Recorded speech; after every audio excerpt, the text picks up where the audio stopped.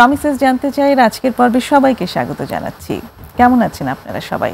আমি নুজাত-ই রহমান ভালো আছি অবশ্যই, এবং আজকে আবারও চলে এসেছি আপনাদের সাথে একটি বিশেষ বিষয় নিয়ে আলোচনা উপস্থাপন করবার জন্য। আর সঙ্গে আছেন একজন বিশেষ অতিথি। আজ আমাদের সঙ্গে আছেন মাদকদ্রব্য নিয়ন্ত্রণ অধিদপ্তরের ঢাকা মেট্রো কার্যালয় দক্ষিণের উপপরিচালক মোহাম্মদ মনজারুল ইসলাম। আপনাকে স্বাগতম আমাদের স্টুডিওতে। আপনাকে ধন্যবাদ। আজকের আলোচ্য বিষয় নতুন নতুন মাদকের আবির্ভাব এবং প্রতিকার। এই বিষয় নিয়ে আমরা কথা বলবো। আমরা মাদক নিয়ে কথা বলি, মাদক আসক্তি নিয়ে কথা বলি এই অনুষ্ঠানে, এবং আমরা মানসিক স্বাস্থ্য নিয়ে কথা বলি, জনসচেতনতা নিয়ে কথা বলি। তো আজকে আমরা যে বিষয়টি ফোকাস করতে চেয়েছি সেটি হচ্ছে মাদকদ্রব্য তো আসলে আবহমান কাল ধরে আছে, বাংলাদেশে ব্যবহার হচ্ছে, বিশ্বব্যাপী হচ্ছে। তো এই আবহমান কাল ধরে আমরা কিছু বিবর্তনও দেখেছি, যে এক সময় যেটা ছিল সেটা আরও একটু ভিন্ন রকম হয়ে পরবর্তীতে এসেছে, কিংবা নতুন ধরনের আরও মাদকও এসেছে। আজকের এখনকার পরিস্থিতিতে এসে আপনি যেহেতু মাদকদ্রব্য নিয়ন্ত্রণ অধিদপ্তরের সাথে খুব ক্লোজলি কাজ করছেন, আপনার অভিজ্ঞতা থেকে আমরা একটু জানতে চাই যে কী ধরনের মাদকের প্রাদুর্ভাব এখন বাংলাদেশে আছে, এবং নতুন কি কোনো কিছু আপনারা দেখেন কিনা?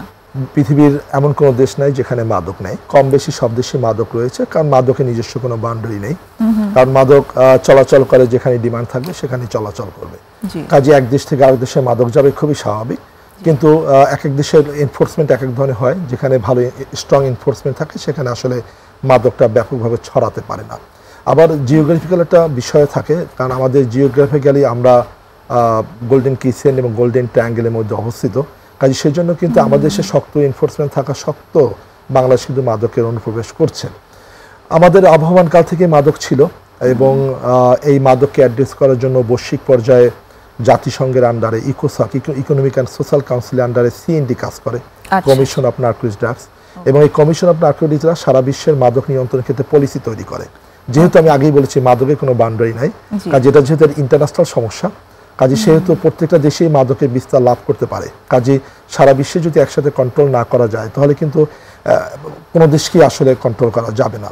সেই জন্য সিএনডি যে পলিসি তৈরি করে, সেখানে প্রতি বছরই মিটিং হয়। মিটিং হওয়ার নতুন নতুন মাদকের ব্যাপারে নিয়ে সেখানে আলাপ আলোচনা হয়, এবং এটা কীভাবে সারা বিশ্বে কন্ট্রোল করা হবে সেটাও কিন্তু ওখানে বিবেচনা করা হয়। বাংলাদেশ যেহেতু আমাদের সিগনেটরি, বিশেষ করে আমাদের মাদকের ক্ষেত্রে 3টি কনভেনশন রয়েছে, 61-এর কনভেনশন, 71-এর কনভেনশন এবং 88-এর কনভেনশন, এবং এছাড়া আমাদের সার্কুলার একটা কনভেনশন রয়েছে। সেখানে এই কনভেনশনগুলোতে মাদকের কোন কোন আইটেমগুলো মাদক হিসেবে বিবেচিত হবে, 61-এর কনভেনশনে যেভাবে রয়েছে ন্যাচারাল ড্রাগসগুলো কী কী হবে, 71-এর কনভেনশনে রয়েছে যে সিনথেটিক এবং সেমি সিনথেটিক ড্রাগসগুলো কী ধরনের হতে পারে, কোন দেশে কোন কী ধরনের সিনথেটিক এবং সেমি সিনথেটিক ড্রাগসের ব্যবহারটা রয়েছে, এবং 88-এর কনভেনশনে রয়েছে যে এই যে সিনথেটিক এবং সেমি সিনথেটিক ড্রাগস তৈরি করা হয়, এর আসলে যে র ইনগ্রেডিয়েন্ট অর্থাৎ প্রিকারসর কেমিক্যালস, সেটা কোনগুলোকে আমরা সেটাকে প্রিকারসর কেমিক্যালস হিসেবে ট্রিট করব, এবং সেটা কিভাবে কন্ট্রোল করা হবে। এই ব্যাপারটা কি একটুখানি ছোট করে কি বলা যাবে? মানে আমি বুঝিনি যে প্রিকারসর কেমিক্যালস হচ্ছে সিনথেটিক এবং সেমি সিনথেটিক ড্রাগস তৈরি করার জন্য ইনগ্রেডিয়েন্ট, উপকরণ।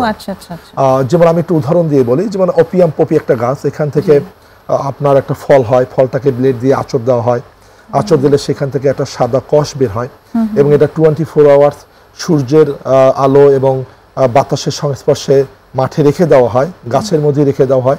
24 ঘন্টা পর এটা লালচে কালার ধারণ করার পর এটাকে কালেক্ট করা হয়। এটাকে আমরা বলে থাকি আফিম। এই আফিমটাকে প্রসেস করা হয়। আমি যখন আফিমটাকে প্রসেস করব তখন আমি মরফিন পাবো, আমি কোডিন পাবো, আমি হিরোইন পাবো। কিন্তু এটা তো অটোমেটিক্যালি তৈরি হবে না, এর সাথে আমার কিছু রিয়াজেন্টের দরকার হবে। তখন আমার কিছু প্রিকারসর কেমিক্যালসের তৈরি হয়, দরকার হয়। যেমন আমি একটু উদাহরণ দিয়ে বলি, যেমন ধরেন আমি আফিমটাকে যে প্রসেস করে যখন আমি হিরোইন তৈরি করবো, আমাকে অবশ্যই অ্যাসিডিক অ্যানহাইড্রেট লাগবে। অ্যাসিডিক অ্যানহাইড্রেট ছাড়া আমি প্রিকারসর মানে হিরোইন আমি তৈরি করতে পারবো না। এখন যারা ড্রাগ অ্যাবিউজার তারা এই অ্যাসিডিক অ্যানহাইড্রেটকে কালেক্ট করার চেষ্টা করে, কারণ অ্যাসিডিক অ্যানহাইড্রেট ছাড়া তো তার হিরোইন তৈরি করতে পারবে না। আবার অ্যাসিডিক অ্যানহাইড্রেট ছাড়া প্যারাসিটামল তৈরি করা সম্ভব না। আমাদের চিকিৎসার জন্য আমরা প্যারাসিটামল ব্যবহার করি, আমাদের জ্বর হলে ব্যবহার করি, আমাদের যদি কোনো গায়ে ব্যথা করে এটাকে প্যারাসিটামলটা অ্যানালজেসিক হিসেবে কাজ করে, তাহলে সেটা ব্যবহার করি। কাজে আমাদের বৈধ ড্রাগের জন্য কিন্তু আমার অ্যাসিডিক অ্যানহাইড্রেটের প্রয়োজন হচ্ছে। আবার অ্যাসিডিক অ্যানহাইড্রেটটা হিরোইন তৈরি করার জন্য কিন্তু আবার অপব্যবহার করা হচ্ছে। কাজে আমার অ্যাসিডিক অ্যানহাইড্রেটে কন্ট্রোল করতে হবে। এভাবে সারা বিশ্বে 33টি প্রিকারসর কেমিক্যালস রয়েছে, তার মধ্যে অ্যাসিডিক অ্যানহাইড্রেট একটা। কাজে এই অ্যাসিডিক অ্যানহাইড্রেটটা যদি আমি বাংলাদেশে এটাকে বর্ডার থেকে বাংলাদেশে ঢুকে যায়, অথবা যদি বাংলাদেশের যে সমস্ত ফার্মাসিউটিক্যাল কোম্পানি বিদেশ থেকে আমদানি করে, যাদেরকে আমরা লাইসেন্স দিয়ে থাকি, এখান থেকে যদি কোনোভাবে ডাইভার্সন হয়, তাহলে কিন্তু বাংলাদেশে আবার হেরোইন প্রোডাকশন শুরু হয়ে যাবে। এই জন্য এটাকে আমরা কন্ট্রোল করি। যে প্রতিষ্ঠানগুলো বিদেশ থেকে অ্যাসিটিক অ্যানহাইড্রেট আমদানি করে, বিশেষ করে ফার্মাসিউটিক্যাল কোম্পানি ওষুধ তৈরি করার জন্য, তাদেরকে আমরা লাইসেন্স দেই এবং এটাকে আমরা মনিটরিং করি যাতে এখান থেকে এটা ডাইভার্সন না হতে পারে। তাহলে এই যে প্রিকারসর কেমিক্যালস, মাদক তৈরি উপকরণ, এটা এক দেশ থেকে আরেক দেশে চলে যাওয়ার জন্য যে বিষয়টা হলো যে নতুন নতুন ড্রাগস তৈরি হতে পারে, কাজে সেটার জন্য আমাদের একটা কন্ট্রোল মেকানিজম কাজ করে। তা আমি যে প্রসঙ্গটা নিয়ে আলোচনা শুরু করেছিলাম, বৈশ্বিক পর্যায়ে যেহেতু আমাদের এই ধরনের কনভেনশন রয়েছে, সেই কনভেনশনে এই মাদকগুলোর কথা বলা রয়েছে, 88 কনভেনশনে প্রিকারসর কেমিক্যালসগুলোর কথা বলা রয়েছে এবং এটাকে আমরা কন্ট্রোল করছি। কিন্তু তারপরও কেন বাংলাদেশে মাদক আসছে? আমাদের দুই প্রতিবেশী দেশ, ধরেন মিয়ানমার হচ্ছে গোল্ডেন ট্রায়াঙ্গেলের একটা অংশ, কারণ সেখানে মিয়ানমার, লাওস এবং থাইল্যান্ড, মিয়ানমার যেহেতু আমাদের ক্লোজ, কাজে সেখান থেকে আমাদের এই অঞ্চলটা, বিশেষ করে মিয়ানমারে যারা ইনসার্জেন্ট গ্রুপ রয়েছে, তারা কিন্তু আসলে মাদক তৈরি করেই তাদের বিজনেসটা, তাদের যুদ্ধটা চালিয়ে যাচ্ছে। ওখানে যে যুদ্ধটা হচ্ছে সরকারের সাথে, সেখানে তাদের টাকাটা আসবে কোত্থেকে? তারা সেখানে মেথামফিটামিন তৈরি করে, অর্থাৎ ইয়াবা তৈরি করে, তারা ক্রিস্টাল মেথামফিটামিন তৈরি করে, অর্থাৎ আইস তৈরি করে, এবং সেটাই তারা আমাদের প্রতিবেশী দেশ। আবার মিয়ানমার থেকে শুধু বাংলাদেশে ঢোকে না, সেখান থেকে থাইল্যান্ডে যাচ্ছে, থাইল্যান্ড থেকে লাওসে যাচ্ছে, আবার মিয়ানমার থেকে চায়নায় চলে যাচ্ছে, চায়না থেকে অন্য কোনো দেশে চলে যাচ্ছে। কাজে এখানে কিন্তু এভাবে মুভমেন্টটা রয়েছে। এখন মিয়ানমার ভিতরে প্রায় ইনসার্জেন্ট গ্রুপ রয়েছে অনেক, তার মধ্যে 45টা মতো তাদের যে টেরিটরি আছে সেখানে ইনসার্জেন্ট গ্রুপগুলো কাজ করছে এবং তারা কিন্তু সেখানে এই মাদকগুলো তৈরি করে আমাদের দেশে চলে আসছে। এখন এই যে মাদকগুলো তৈরি করছে, অর্থাৎ ইয়াবা তৈরি করছে, আইস তৈরি করছে, এইটার যে যে ম্যাটেরিয়াল, অর্থাৎ যে ইনগ্রেডিয়েন্ট অথবা প্রিকারসর কেমিক্যালস, কারণ এটা তৈরি হয় এফিড্রিন অথবা সিডেফিড্রিন থেকে, এটা তারা কিন্তু তারা দেশে প্রোডাকশন হয় না, সেটা কিন্তু চায়না থেকে ঢোকে, সেটা কিন্তু থাইল্যান্ড থেকে ঢোকে এবং সেটা ইন্ডিয়া থেকে ঢোকে। এবং এইটা ঢোকার পরে ওখানে এটাকে প্রসেস করে ইয়াবা অর্থাৎ মেথামফিটামিন তৈরি করা হয় এবং ক্রিস্টাল মেথামফিটামিন আইস তৈরি করা হয় এবং সেটা বাংলাদেশে পুশ করা হচ্ছে।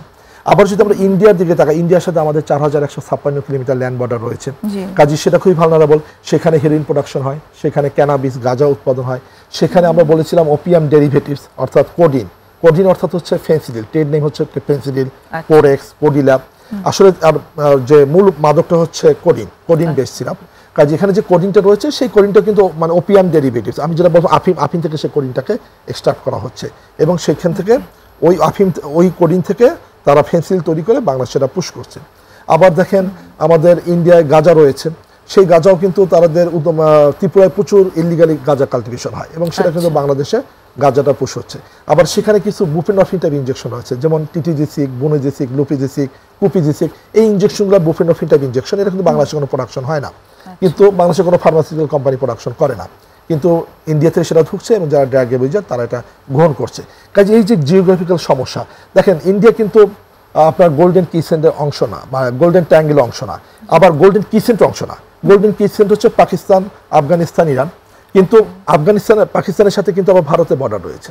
কাজে যেহেতু গোল্ডেন কিসেন্টের একটা অংশ হচ্ছে পাকিস্তান, সেখান থেকে কিন্তু আবার এই হিরোইন ঢুকে যাচ্ছে ইন্ডিয়া থেকে আবার বাংলাদেশে ঢুকে যাচ্ছে। আবার ইন্ডিয়ার ভিতরেও কিন্তু ওপিয়াম পপি ইলিগাল কাল্টিভেশন হয়, সেখান থেকেও আফিম কালেক্ট করা হয় এবং সেটাকে প্রসেস করে হেরোইন তৈরি করে সেটা আবার বাংলাদেশে ঢুকছে। কাজে এই যে আমাদের চারিপাশের যে অবস্থা, অর্থাৎ আমরা জিওগ্রাফিক্যালি আমরা এমন একটা জায়গায় অবস্থান রয়েছে যার ফলে বাংলাদেশে কিন্তু মাদকটা ঢুকছে এবং এই ক্ষেত্রে কিন্তু আমরা এনফোর্সমেন্ট প্রয়োগ করছি, কিন্তু তারপরেও কিন্তু আমাদের এই জিওগ্রাফির কারণে কিন্তু মাদকটা ওইভাবে কমানো এখনো সম্ভব হয়নি। বাংলাদেশ কাল্টিভেশন করছে না, কিন্তু চারদিক থেকে বাংলাদেশে মাদক এমনভাবে চলে আসছে যে এখানে তখন ইউজারদের কাছে এটা খুব অ্যাভেলেবল হচ্ছে। আপনি আরেকটা বিষয় কিন্তু একটু আলোকপাত করেছিলেন, সেটা হচ্ছে নতুন মাদকের বিষয়। আমি যে কথাগুলো বলছিলাম, বিরতির সময় হয়ে এসেছে, আমরা নতুন মাদক নিয়ে বিরতির পরে এসে তারপর শুনি। দর্শক, একটা ছোট্ট বিরতি নেব, সঙ্গেই থাকবেন আশা করছি।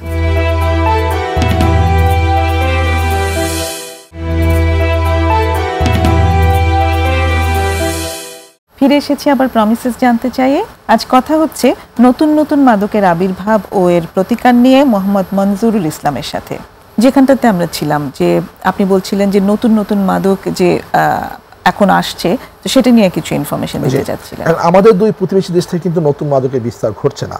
ট্র্যাডিশনাল মাদক যেটা রয়েছে, আমরা যেটা বলছিলাম মেথামফিটামিন অর্থাৎ ইয়াবা, স্ট্রিট নেম হচ্ছে ইয়াবা, আবার ক্রিস্টাল মেথামফিটামিন যার স্ট্রিট নেম হচ্ছে আইস। আবার ইন্ডিয়া থেকে মধ্যে পার্থক্যটা আমরা একটু জানার পার্থক্য রয়েছে। ইয়াবাটা হচ্ছে ট্যাবলেট ফর্মে থাকে এবং এর পোটেন্সি হচ্ছে আইসের চেয়ে কম, অর্থাৎ আমরা যদি একটু কেমিক্যাল ল্যাবে যখন আমরা টেস্ট করি তখন আমরা দেখতে পাই যে ইয়াবাতে যে পরিমাণ মেথামফেটামিন থাকে তার চেয়ে প্রায় মোর দ্যান 90% হাই পোটেন্সি থাকে হচ্ছে ক্রিস্টাল মেথামফেটামিনে। অর্থাৎ ক্রিস্টাল মেথামফেটামিন কিন্তু আবার ট্যাবলেট ফর্মে না, সেটা হচ্ছে একটা ক্রিস্টাল ফর্মে থাকে। যেমন আমরা যেমন মিশ্রি এবং চিনি, তো চিনিটা এবং মিশ্রি কিন্তু দেখেন চিনি চাইতে কিন্তু পোটেন্সি মিষ্টির ক্ষেত্রে পোটেন্সি হাই কিন্তু বেশি হচ্ছে মিষ্টির ভিতরে চিনির চেয়ে। এখানেও কিন্তু সেম, এখানে ইয়াবাটা হচ্ছে ট্যাবলেট ফর্মে থাকে আর আইসটা হচ্ছে ক্রিস্টাল ফর্মে থাকে, আইস ফর্মে থাকে, অর্থাৎ আমরা যেমন মিশ্রির আকারে থাকে। তো এখন এটার মধ্যে বেসিক্যালি পার্থক্য হচ্ছে পোটেন্সি কম বেশি। কাজে ইয়াবাতে যে পোটেন্সি পাওয়া যায় তার চেয়ে মোর দ্যান 90% পোটেন্সি হাই থাকে ক্রিস্টাল ফর্মে। এই জন্য ক্রিস্টাল ফর্মে যেটা থাকে সেটা এক্সপেন্সিভ হয়, এটার দামটা একটু বেশি হয়। তো এই জন্য কিন্তু আমাদের দেশে ইয়াবাটা খুব ব্যাপক আকারে ছড়িয়ে পড়েছে, কিন্তু ক্রিস্টাল মেথামফেটামিন কিন্তু এখনো আমাদের দেশে অতটা ধরা পড়েনি। এবং আমরা কিন্তু যখনই কোনো কিছু ধরা পড়ে সে সাথে সাথে আমরা এটাকে রুট আউট করি এবং এর সাথে কারা কারা যুক্ত আছে টোটাল চেইনটাকে আমরা ধরার চেষ্টা করি। ফলে এই জায়গা থেকে কিন্তু বাংলাদেশের ক্রিস্টাল মেথামফেটামিনের কিন্তু মার্কেটটা সেভাবে তৈরি হয়নি। এক্ষেত্রে একটা কারণও আছে, কারণ ক্রিস্টাল মেথামফেটামিনের দাম অনেক বেশি, যারা ড্রাগ ইউজার তারা অনেকেই কিনতে পায় না, কারণ যারা এটাকে সাপ্লাই দেয় তারা তো চিন্তা করে কোনটা বেশি ডিমান্ড আছে সেইখানে তাকে সাপ্লাই দেওয়ার চেষ্টা করে। আমাদের ইন্টারভেনশন রয়েছে, একই সাথে যারা ড্রাগ বিজনেস করে তারা চেষ্টা করে কোনটা দিলে বেশি চলবে এবং লাভ বেশি হবে। তো সেই ক্ষেত্রে দুটো মিলিয়ে কিন্তু একদিকে আমাদের ইন্টারভেনশন এবং আরেকদিকে হচ্ছে যে ড্রাগ যারা বিজনেস তারাও এটাকে আমাদের ইন্টারভেনশনের জন্যই তারা মার্কেট করতে পারছে না, আবার ডিমান্ডটাও কিন্তু আমাদের ইন্টারভেনশনের জন্যই কমে যাচ্ছে। আর যখন ডিমান্ডটা কমে যাবে তখন কিন্তু আর সাপ্লাইটা সেখানে যোগান দিবে না।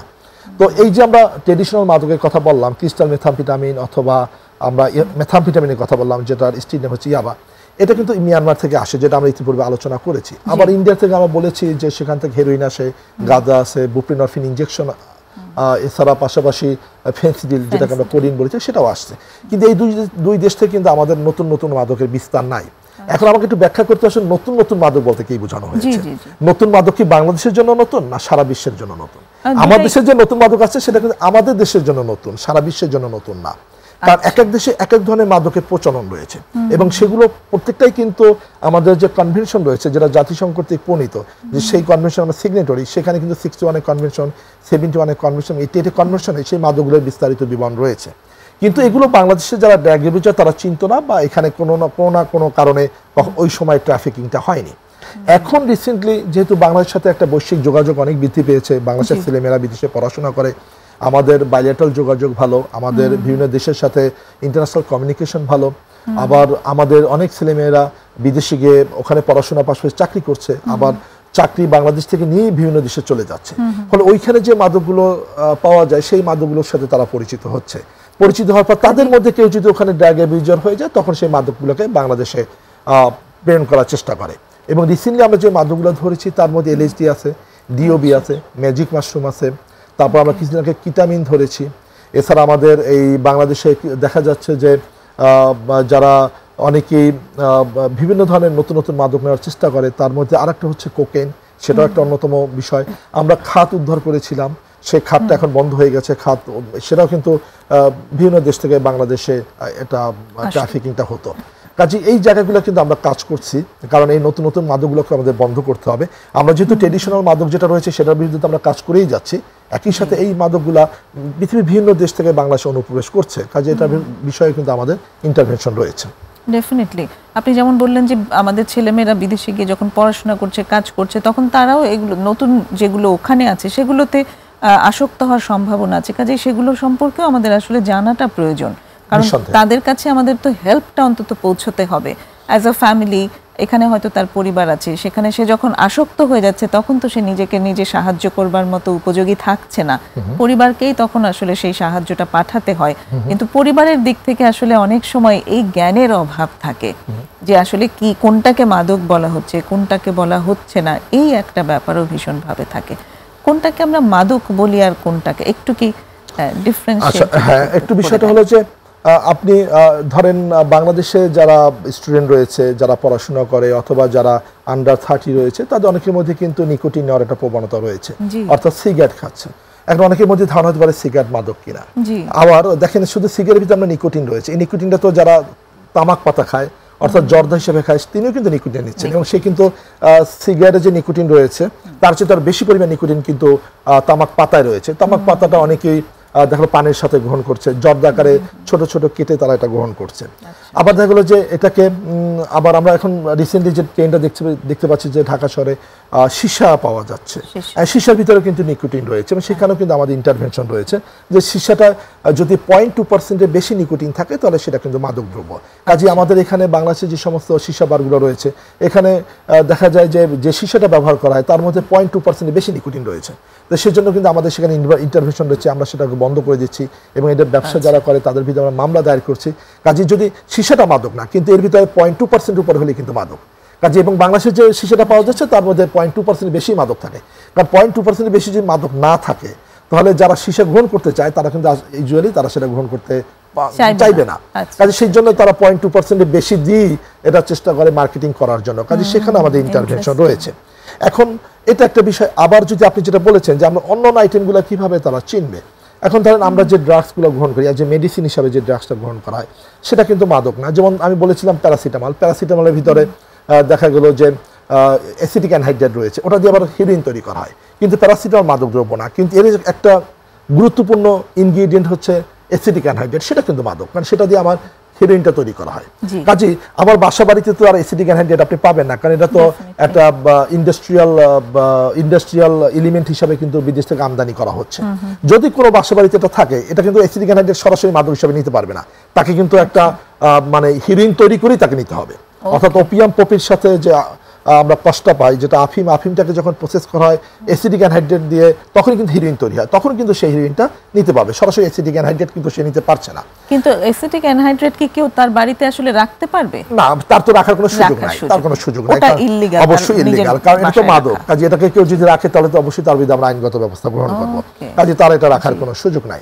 হ্যাঁ, যারা লিকার গ্রহণ করে যেমন ধরেন বিয়ার নিতে পারে, তারপরে হচ্ছে মদ নিতে পারে অথবা দেখা ওয়াইন নিতে পারে, সেটা কিন্তু মাদক। কিন্তু সেটা যদি কারো লাইসেন্স থাকে খাওয়ার জন্য, অর্থাৎ যারা বিক্রি করবে তাদের লাইসেন্স থাকবে, যিনি খাবেন তার একটা পারমিট থাকবে, তখন কিন্তু সেটা মাদক হিসাবে সেটা মাদক কিন্তু সে লিগ্যালি সেটা গ্রহণ করছে। কারণ সেই ক্ষেত্রে আমি তার বিরুদ্ধে আইনগত ব্যবস্থা নিতে পারবো না। জি, লাইসেন্সের ব্যাপারটা নিয়ে একটু প্রশ্ন আছে। এই যে মদের লাইসেন্স, এই ব্যাপারটা আসলে কি কারণে কি ক্রাইটেরিয়া দেখে আসলে মদের যারা কনজিউম করবে, যিনি বার আছে সেটা বুঝলাম, কিন্তু যিনি কনজিউম করবেন তার লাইসেন্সের ব্যাপারটা আসলে কি? হ্যাঁ, বিষয়টা হলো যে মুসলিমদের মদ খাওয়ার কোনো সুযোগ নাই, কিন্তু আইনের বিধানটা হচ্ছে যদি ডক্টরের প্রেসক্রিপশন থাকে যে তার অ্যালকোহলটা তার মেডিসিন হিসাবে দরকার, তখন আমরা মুসলিমদের খাওয়ার পারমিট দিয়ে থাকি। কিন্তু অন্য ধর্মাবলম্বী যারা রয়েছেন অথবা যারা ট্রাইবাল রয়েছেন অথবা মুচি, ম্যাথো, ডোম রয়েছেন, তাদের কিন্তু আইনের সুযোগ দিয়েছে, তারা যদি আবেদন করে তাহলে আমরা তাকে খাওয়ার অনুমতি দিতে পারবো। এবং এটা খাওয়ার অনুমতি দেওয়ার বিধানও রয়েছে, সে ইচ্ছা করলে কিন্তু পর্যাপ্ত পরিমাণ খেতে পারবে না। সে মাসে দেখা গেল যদি শুধু লিকার খায় তাহলে তাকে মাসে 5 লিটার 250 ml সে নিতে পারবে। কাজে সে এটার বেশি কিন্তু সে নিতে পারছে না। কাজে এটাকে কিন্তু কন্ট্রোল করা হয়, কারণ হচ্ছে মেডিকেল গ্রাউন্ডে অনেক মুসলিমদের দিতে হয়, আবার হিন্দু, বৌদ্ধ, খ্রিস্টান বা অন্যান্য ধর্মাবলম্বী যারা রয়েছেন অর্থাৎ ট্রাইবাল যারা রয়েছেন, তারা যদি কেউ আবেদন করে তাহলে কিন্তু আইনের বিধান আছে, তিনি কিন্তু সেটা পাবেন, কিন্তু তার জন্য কোয়ান্টিটিটা ঠিক করা থাকে, কোয়ান্টিটি লিমিট করা। আবার আরো একটা বিষয় রয়েছে, যারা দেশি মদ সেবন করে তার মধ্যে মুচি রয়েছে, মেথো রয়েছে, ডোম রয়েছে, তারপরে যারা উপজাতি রয়েছে তারাও কিন্তু এটাকে তৈরি করে নিজে সেবন করতে পারবে, কিন্তু অন্য কারো কাছে বিক্রি করতে পারবে না। আবার তিনি যদি পারমিট নেন তাহলে তো বলাই আছে সে কতটুকু পরিমাণ একটা বার থেকে অথবা দেশি মদের দোকান থেকে বা ফরেন লিকার শপ থেকে তিনি কতটুকু কিনে খেতে পারবেন, এটা কিন্তু স্ট্রংলি মনিটরিং করা হয়। এই তৈরি করার জায়গাটাতে কি কোথাও কোনো লিমিট দেওয়া আছে যে কতটা সে তৈরি করতে পারবে? বা না, এটা যে তৈরি করে বাংলাদেশে কেরু কোম্পানি লিকার তৈরি করে অথবা বিয়ার তৈরি করে এবং বিয়ার যমুনা গ্রুপ বিয়ার তৈরি করে, তো সেইখানে তারা প্রোডাকশন তৈরি করতে পারবে, কিন্তু যখন সে বিক্রি করবে তখন কিন্তু এটাকে লিমিটেশন থাকে, সে কতটুকু পরিমাণ বিক্রি করতে পারবে একটা বারে। কারণ একটা বারে যখন সে বিক্রি করবে তখন তো তার ওইখানে তার যতটুকু কনজিউম হয় তিনি তো সেই পরিমাণেই সেটা দেখা গেলো যে কোম্পানি থেকে ক্রয় করে নিয়ে আসবে। তিনি হয়তো অনেক পরিমাণ কিনে নিয়ে আসতে পারে, তার ক্যাপাসিটি আছে, কিন্তু তিনি যখন বিক্রি করবেন যার কাছে বিক্রি হয় সেই পারমিটের এগেনস্টে তো তার নির্দিষ্ট করা আছে কতটুকু পরিমাণ একজনকে তিনি তার একজনের কাছে তিনি বিক্রি করতে পারবেন মাসে। কাজে ওইখানে কিন্তু বিষয়টাকে কনফার্ম হয়ে যায় যে একজনের হয়তো বা প্রচুর পরিমাণ লিকার অথবা বিয়ার তার বারে কিনে নিয়ে আসলো কোম্পানি থেকে, কিন্তু সে যখন বিক্রি করবে যে পারমিট হোল্ডার কাছে বিক্রি করবে সেটার জন্য রেজিস্টার মেনটেন করা হয়, কার কাছে কতটুকু বিক্রি করা হলো, এবং একজন পারমিট হোল্ডার মাসে কতটুকু পাবে সেটা কিন্তু তার বেশি তো তার কাছে বিক্রি করার কোনো সুযোগ নাই। আচ্ছা, চমৎকার, ধন্যবাদ। আসলে এই জিনিসগুলো আমরা কখনো ওভাবে জানতে পারি না, জানাটা ভালো, প্রয়োজন আছে। যে আপনি যেমন বললেন যে যার কাছে যে কনজিউম করতে পারবে তারও একটা লিমিট আসলে আছে, সেই লিমিট অনুযায়ী তাকে লাইসেন্স দেওয়া হয়, এমন না যে সে লাইসেন্স নিয়ে অনেক খেতে পারবে, না না, তার কোনো সুযোগ নাই, তার কোনো সুযোগ নাই। আরেকটা বিরতি নেব আমরা, এসে আবার কথা হচ্ছে। দর্শক, নিচ্ছি আরো একটা বিরতি, আশা করি সঙ্গেই থাকবেন।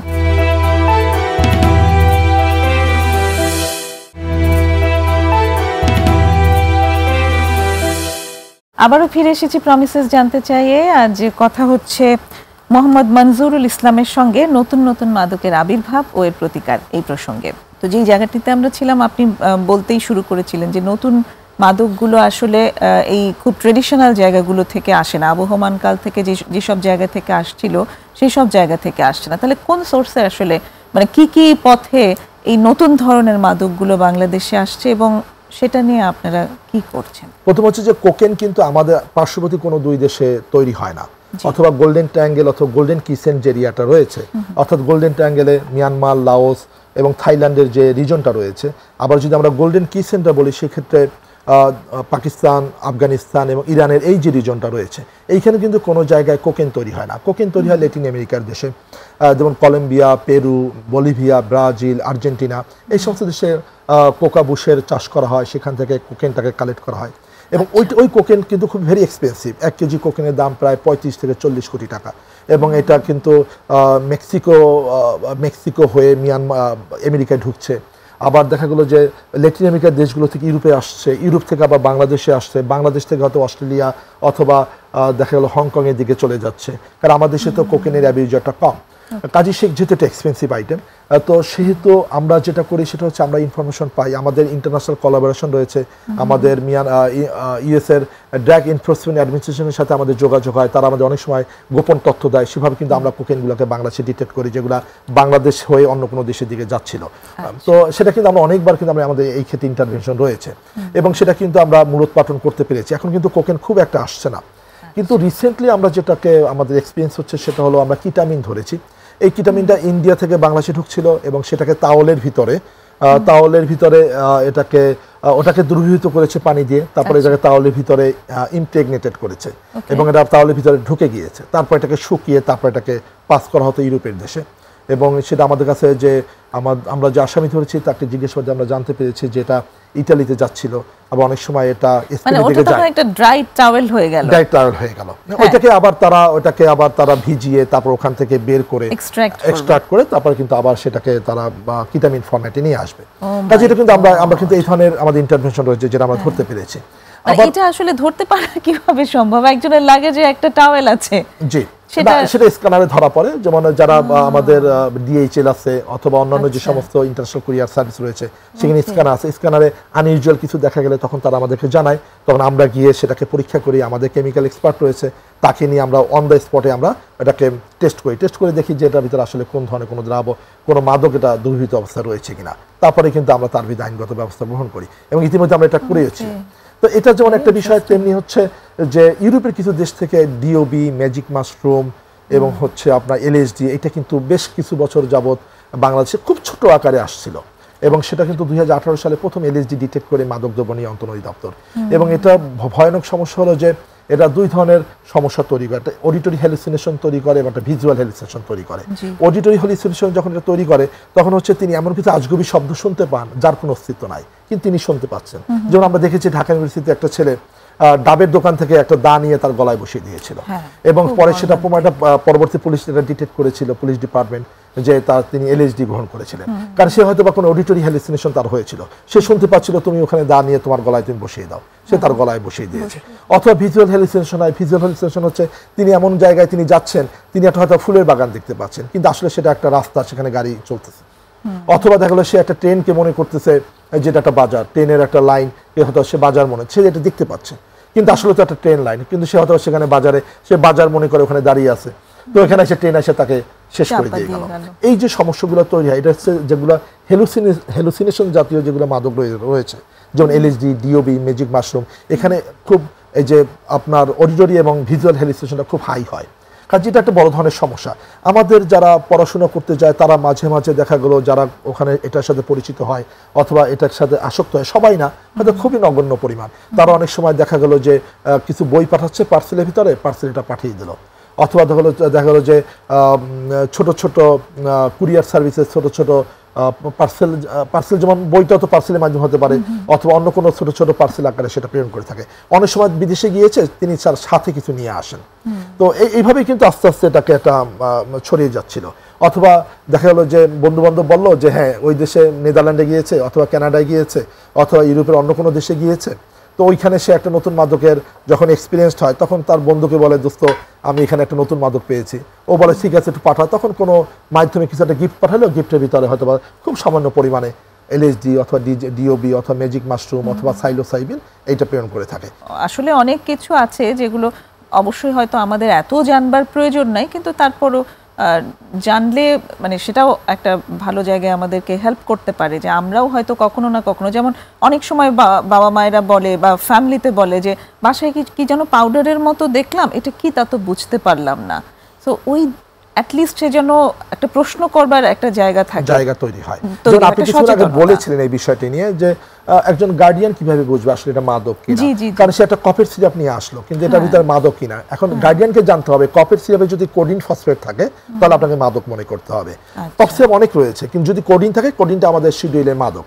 আবার ধর আপনি একটা পাউডার তার বাসায় পাওয়া গেল, তার সন্তান আসলে ড্রাগ এডিক্টেড কিনা, সামান্য একটু পাউডার পাওয়া গেল, এটা আসলে মাদক কিনা তিনি কিভাবে বুঝবেন? তিনি তো খালি চোখে দেখে তার পক্ষে তো সম্ভব না। আমরা খালি চোখে দেখে আমরা তার ফিজিক্যাল প্রপার্টিসটা আমরা দেখি, যেমন তার গন্ধটা কেমন, তারপরে আকারটা কিরূপ, সেটা আমরা কিন্তু দেখে গন্ধ শুকে আমরা বুঝতে পারি, কিন্তু একজন গার্ডিয়ান তো সেটা বুঝবে না। সেক্ষেত্রে তার যেটা হওয়া উচিত সেটা হলো তিনি মাদকদ্রব্য নিয়ন্ত্রণ অধিদপ্তরের সাথে যোগাযোগ করতে পারেন যে তার সন্তান তো প্রায় মাঝে মাঝে একটু স্বাভাবিক আচরণ করছে না, এবং তার বাসায় আমি একটু পাউডার ফর্ম বা এই ধরনের পাউডার জাতীয় কিছু পেয়েছি। তখন আমরা সেটাকে এনে তারপরে আমরা কেমিক্যাল টেস্ট করে আমরা বুঝতে পারবো যে আসলে তিনি তার সন্তান কোনো ড্রাগে আসক্ত কিনা। আবার দেখা গেল যে মেথামফেটামিন যেটা রয়েছে, ইয়াবা, এটা কিন্তু ট্যাবলেট ফর্মে রয়েছে। কাজে এই আকারের ট্যাবলেট, এই কালার ট্যাবলেট অনেকেই থাকতে পারে। কাজে গার্ডিয়ানের কাছে আসলে খেয়াল রাখতে হবে, প্রথমে গার্ডিয়ানকে যে বিষয়টিকে অ্যাড্রেস করতে হবে যে তার সন্তান ঘন ঘন বন্ধু পরিবর্তন করে কিনা, তার সন্তান কথায় কথায় মিথ্যা কথা বলে কিনা, তার বাসা থেকে টাকা হঠাৎ করে চুরি হয়ে যাচ্ছে কিনা, তিনি সন্ধ্যায় যে সময় বাসায় ফিরতেন তিনি এখন সন্ধ্যায় বাসায় ফিরছেন না, সে লেট করে বাসায় ফিরছেন, স্কুল কলেজ বা ইউনিভার্সিটি থেকে যখন বাসায় আসার কথা ছিল তখন সে বাসায় আসছে না, তখন কিন্তু মানে গার্ডিয়ান তাকে সন্দেহ করতে পারে। এর অর্থই না যে তার সন্তান ড্রাগ এডিক্টেড হয়ে গেছে, তিনি সন্দেহ করে দেখতে পারেন যে আসলে সে কি কোনো খারাপ বন্ধু বান্ধবের প্রভাবে পড়ে সে মাদকের দিকে ধাবিত হচ্ছে কিনা। তার পিছনে সে ডিসগাইজড হয়ে যেতে পারেন, তিনি হয়তো বা এমনভাবে গেলেন যে তার সন্তান যখন তার পিছনে দূর থেকে তাকে ফলো করলেন, তিনি কার সাথে মিশছেন সেটা একটা ব্যাপার। আবার দেখা গেলো যে বাসায় বন্ধু বান্ধব নিয়ে তার বাসায় রুম আটকে আড্ডা দিতে পারেন, তখন তাকে এখানে ইন্টারভেনশন করতে হবে কোন বন্ধু বান্ধব আসলো, সেটা কি নতুন না পুরাতন। কারণ যারা ড্রাগ এডিক্টেড তারা কিন্তু ঘন ঘন বন্ধু পরিবর্তন করে। আবার বাসা থেকে যদি মাঝে মাঝে টাকা চুরি হয়ে যায় এবং আস্তে আস্তে পরিমাণটা যদি বাড়তে থাকে, তাহলে মনে করতে হবে যে তার সন্তান এই টাকাটা নিয়ে ড্রাগের দিকে ধাবিত হচ্ছে কিনা, এবং তারপরে তাকে পিছনে থেকে তাকে বুঝতে হবে এবং প্রয়োজনে মাদকদ্রব্য নিয়ন্ত্রণ অধিদপ্তরের সহযোগিতা নিতে হবে। যখনই আমরা তাকে কনফার্ম করতে পারবো হ্যাঁ তিনি আসলে ড্রাগের দিকে ধাবিত হয়েছেন এবং অলরেডি ড্রাগ এডিক্টেড হয়েছেন বা কিছুদিন যাবত মাদক গ্রহণ করেছেন, তখন আমরা তাকে গার্ডিয়ানকে আমরা পথ দেখাই দেবো যে যদি দেখা গেল যে দীর্ঘদিন মাদক গ্রহণ করেছেন তাকে দ্রুত আমাদের মাদক সতী নিয়মায় কিন্তু ভর্তি করাতে হবে। যারা কিছুদিন যাবত মাদক গ্রহণ করেছেন তখন তাদেরকে পারিবারিক ইন্টারভেনশন থাকতে হবে, তাকেও মাদক সতী নিয়মায় কিন্তু নিতে হবে, কিন্তু তাকে হয়তো অল্প দিনের মধ্যে তিনি ভালো হয়ে আবার মেইন স্ট্রিমে চলে আসবেন। কিন্তু দীর্ঘদিন যদি কেউ মাদক গ্রহণ করে থাকে তাকে কিভাবে হ্যান্ডেল করতে হবে, নিয়মায় কিন্তু রাখতে হবে। এখান থেকে ভালো হয়ে পড়ে তার আবার রিল্যাপস হতে পারে, কারণ রিল্যাপসের রেটটা খুব বেশি যারা দীর্ঘদিন মাদক গ্রহণ করে, এবং এটা হচ্ছে একটা রিল্যাপসিং ব্রেন ডিজিজ এটা, এবং এটা ক্রনিক রিল্যাপসিং ব্রেন ডিজিজ। কাজে এটা রিকভারি হওয়ার পরেও কিন্তু তার বারে বারে রিল্যাপস হওয়ার সুযোগ থাকবে। কাজে সেই ক্ষেত্রে পারিবারিকভাবে তাকে কিভাবে কাউন্সিলিং করবে সেটা একটা ব্যাপার, পরিবারে সে যখন ভালো হয়ে আসলো তখন তার সাথে কী ধরনের আচরণ করবে সেটা একটা ব্যাপার। সেই ক্ষেত্রে মাদকদ্রব্য নিয়ন্ত্রণ অধিদপ্তর পরিবারে যারা আছেন তাদেরও আমরা কাউন্সিলিং করে থাকি, যাতে সন্তানের সাথে কী ধরনের ট্রিটটা করতে হবে। ভালো হয়ে আসলো তারপর তাকে ট্রিট করতে হবে, আবার সে মাদক নেয়নি কিন্তু তারপরে তার সাথে কী ধরনের ট্রিট করতে হবে সেটাও কিন্তু একটা বিবেচনার বিষয়। জি ডেফিনেটলি, থ্যাংক ইউ। অনেক মানে এই জায়গাগুলো আমি প্রশ্নটা আনতেই যাচ্ছিলাম, আপনি সুন্দর করে আলোচনায় নিয়ে আসলেন। আরেকটা বিরতির সময় হয়ে এসেছে, এরপরে আমরা একটু প্রতিকার নিয়ে কথা বলবো। দর্শক, সময় হলো আরেকটা বিরতির, সঙ্গেই থাকুন, কথা হবে আরো।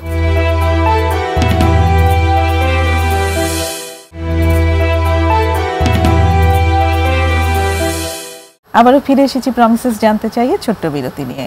নতুন নতুন মাদকের আবির্ভাব ও প্রতিকার এই বিষয়ে কথা হচ্ছে মোহাম্মদ মনজুরুল ইসলামের সাথে। তো এই পর্যায়ে আমরা যদি একটু আসি যে আপনারা তো নিয়ন্ত্রণে অনেক রকম কাজ করছেন, ডিটেক্ট করা থেকে শুরু করে কিভাবে ট্রিটমেন্ট নিতে হবে সেই জায়গাটাও আমাদের আলোচনায় আসলো। এবার আমরা যদি একটু নজর দিই এইদিকে যে মাদকটা আসলে আমরা কিভাবে প্রতিকার করতে পারি, প্রতিরোধ প্রতিকার যেটাকে বলে, সেটা আমরা কিভাবে করতে পারি যাতে ওটা আমাদের জীবনে নাই আসতে পারে। জি, আপনি বলছিলেন যে আমরা হচ্ছে কন্ট্রোল মেকানিজম নিয়ে, আমাদের আসলে 3টা কন্ট্রোল মেকানিজম রয়েছে। একটা হচ্ছে আপনার ডিমান্ড রিডাকশন, একটা হার্ম রিডাকশন, একটা সাপ্লাই রিডাকশন। আমরা যে ডিটেকশন করি এবং আইনগত ব্যবস্থা গ্রহণ করি, এটা হচ্ছে সাপ্লাই রিডাকশন একটা পার্ট, যেটা আমরা অনেকক্ষণ আলোচনা করেছি।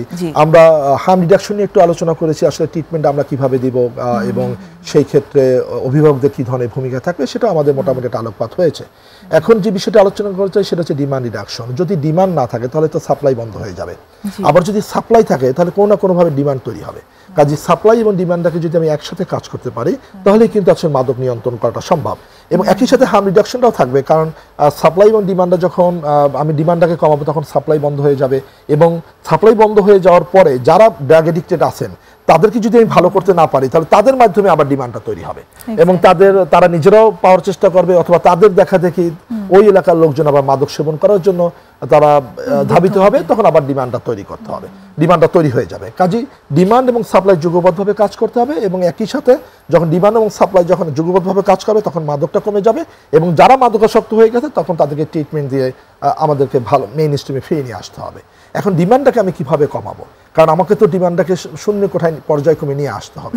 পৃথিবীর কোনো দেশেই কিন্তু একেবারে শূন্য কোঠায় নিয়ে আসতে পারেনি, কিন্তু আমাদের টার্গেটটা সেভাবে থাকবে। তারপরে আমরা যতটুকু পর্যন্ত আমরা ডিমান্ডটাকে কমিয়ে নিয়ে আসতে পারি।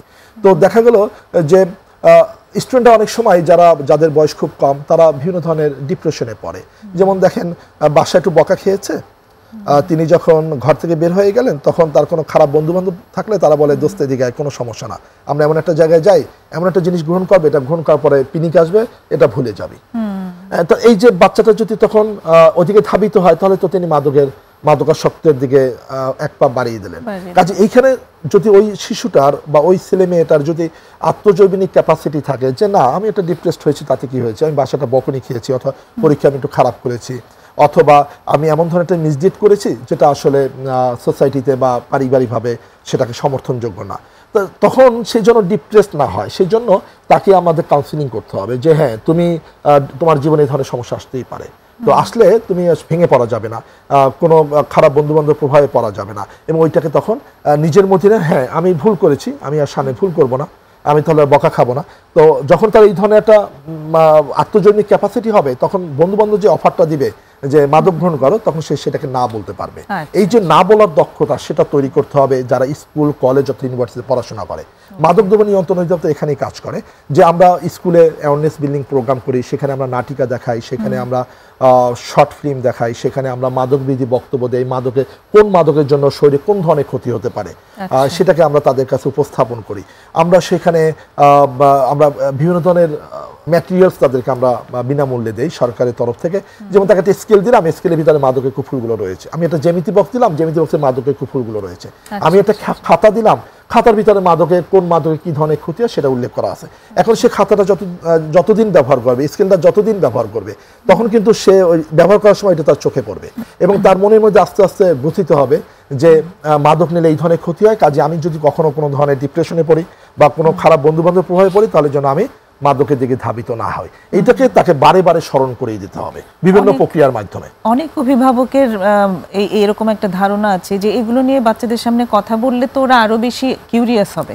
বিষয়টা দুই দিক থেকেই বলা যায়। কেমন বলা যায়, যেমন দেখেন এখন আমাদের টেকনোলজি সবার হাতে, অনেকের হাতেই মোবাইল রয়েছে, শিশু কিশোরদের রয়েছে যারা স্কুল কলেজে পড়াশোনা করেছে, এবং সেখানে তিনি যখন কানেক্ট হবেন, অনলাইনে যখন কানেক্ট হবে তখন কিন্তু তার মাদকের ইচ্ছা করলে তিনি সেখানে সার্চ দিলে সব মাদকের বিষয়টা চলে আসবে। এখন কি আপনি এটা থামাতে পারবেন? সেটা তো থামাতে পারছেন না, কারণ তার টেকনোলজি সে ব্যবহার করার অধিকার রয়েছে। কাজে সে তো খারাপ জিনিসটা সে নিয়ে নিতে পারে তার নিজের মধ্যে। কাজে আমি যদি তাকে মাদকের কুফলগুলো ভালোভাবে না জানাই, তাহলে তো তিনি অন্য কোনোভাবে জেনে গেলে তখন তো বিপদ, তখন তো তিনি মাদক গ্রহণ করা স্টার্ট করে দেবে। কাজে সেই ক্ষেত্রে আমরা যেটা করেছি সেটা হচ্ছে যে যারা মাধ্যমিক স্তরে পড়াশোনা করে অথবা ইন্টারমিডিয়েটে পড়াশোনা করে অথবা ইউনিভার্সিটি লেভেলে পড়াশোনা করে, তাদের কিন্তু আমার মাদকের বিষয়গুলো আমরা জানাই। কারণ আপনি তো কোনো না কোনোভাবে জানার সুযোগ তৈরি হয়ে গেছে। আগের দিন ছিল যে জানার সুযোগ ছিল না, এখন টেকনোলজি আপনাকে সব কিছু এনে দিচ্ছেন। আপনি টেকনোলজিতে আপনি ব্যবহার করে বলবেন যে আসলে বাংলাদেশে কোন কোন মাদক পাওয়া যায়, সব কিছু আপনাকে জানাই দিচ্ছে। আপনি কোন জায়গা থেকে আমি মাদকটা নিতে পারবো সেটা বলে দিচ্ছে। আবার দেখা গেলো যে এই যে সোশ্যাল মিডিয়া ব্যবহার করে অনেকেই কিন্তু মাদকের বিজনেসটা করছেন। যেমন ফেসবুক গ্রুপে আছে, সেই গ্রুপের ভিতরে তারা ভিন্ন ধরনের গ্রুপ করে, উইড গ্রুপ আছে মানে গাজার গ্রুপ, আবার হেরোইনের গ্রুপ আছে। সেইখানে আপনি কেউ কানেক্ট হতে পারে, কানেক্ট হয়ে সেখান থেকে কিন্তু কেনা বেচার একটা প্ল্যাটফর্ম তৈরি হয়েছে। কাজে সেখান থেকেও তো কিন্তু সে মাদকের দিকে ধাবিত হয়ে যেতে পারে। এখন আপনি তো এটাকে থামাতে পারবেন না, আপনি টেকনোলজি তো থামাতে পারবেন না। কাজে টেকনোলজির সে ব্যবহারটাকে আমরা চাই যে তারা ব্যবহার করুক, কিন্তু অপব্যবহারটা যেন না করে। সেই জন্য তাদেরকে কি করতে হবে, আমাদের তাদেরকে মোটিভেট করতে হবে। এবং এই মোটিভেটটা করতে হবে এই কারণেই যাতে ভবিষ্যতে মানুষের জীবনে বিভিন্ন ধরনের দুঃখ দুর্দশা আসতেই পারে, সে যে কোনো কারণে ডিপ্রেস হতেই পারে, কিন্তু সে যেন মাদকটা গ্রহণ না করে। কাজে সেই জায়গাটাকে আমাদের কাজ করতে হবে। এবং শুধু কি স্কুল কলেজে করলেই হবে? স্কুল কলেজের বাইরেও তো অনেক লোক রয়েছেন যারা আসলে মাদক সম্পর্কে জানে না, তাকে তো আমার জানাতে হবে। আমি যদি গার্ডিয়ানকে না জানাই যে কোন কোনগুলো মাদক এবং এই মাদকগুলো তার সন্তান গ্রহণ করছে কিনা, গ্রহণ করে থাকলে তার কি ধরনের সিমটমস দেখা দিবে, এবং সেটা যদি সে না বুঝে, তাহলে তো তিনি কখনোই তার সন্তান যে ড্রাগ এডিক্টেড হয়েছে সেটা ডিটেক্ট করতে পারবে না। এবং আর্লি ইন্টারভেনশন যদি না হয়, তাহলে কিন্তু তাকে কখনোই মানে পরিপূর্ণভাবে সুস্থ হিসাবে গড়ে তোলাটা অত্যন্ত কঠিন ব্যাপার। কাজে আমাকে যদি আর্লি ডিটেকশন হয়, তাহলে কিন্তু তাকে নিয়মায় কেন্দ্রে ভর্তি করে তখন তার রিল্যাপসটা কম হবে, তাকে কিন্তু মেইন স্ট্রিমে বা পরিবারে ফিরিয়ে আনা যাবে। কিন্তু দীর্ঘদিন 10 বছর 15 বছর 20 বছর মাদক গ্রহণ করেছে, তারপর তাকে মেইন স্ট্রিমে ফিরিয়ে আনা অত্যন্ত টাফ ব্যাপার। এটা যে সম্ভব না সেটা আমি বলছি না, কিন্তু এটা দেখা গেলো যে ট্রিটমেন্ট নিচ্ছে, আবার রিল্যাপস হচ্ছে, আবার ট্রিটমেন্ট নিচ্ছে, আবার রিল্যাপস হচ্ছে, এই পর্যায়ে কমে হয়তো একটা পর্যায়ে তিনি ভালো হন। আবার এমন একটা বিষয় মাদকাসক্ততা এমন একটা বিষয় যে এটা যদি ভালো হয়ে আসার পরেও সে যদি ফলো আপে না থাকে, সে যদি পারিবারিক একটা অনুশাসনের মধ্যে না থাকে, তাহলে কিন্তু যে কোনো সময় আবার তার রিল্যাপস করতে পারে। সেটা হয়তো 5 বছর 10 বছর সুস্থ থাকার পরও তার রিল্যাপস হতে পারে, 20 বছর সুস্থ থাকার পর রিল্যাপস হতে পারে।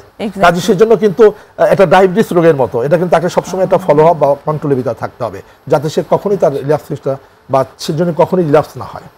এই জায়গাটা থেকে এই যে মাদকদ্রব্য নিয়ন্ত্রণ অধিদপ্তর, তাদের কি কোনো ব্যবস্থা আছে যেখান থেকে এই যে আবার মেইনটেনেন্স সহ চিকিৎসা করার, তো বললেন যে কেন্দ্রে নিয়ে যাওয়া যেতে পারে, চিকিৎসা হবে, কিন্তু তারপরে যে লাইফ ম্যানেজমেন্ট, সেটার জন্য কি কোনো সাহায্য দেওয়ার সুযোগ আছে? হ্যাঁ, প্রথম হচ্ছে যে যারা ড্রাগ এডিক্টেড পিপল, তাদের সহায়তা করার জন্য সরকারি মাদকাসক্তি নিরাময় কেন্দ্র রয়েছে। সারা বাংলাদেশে 4টা মাদকাসক্তি নিরাময় কেন্দ্র রয়েছে।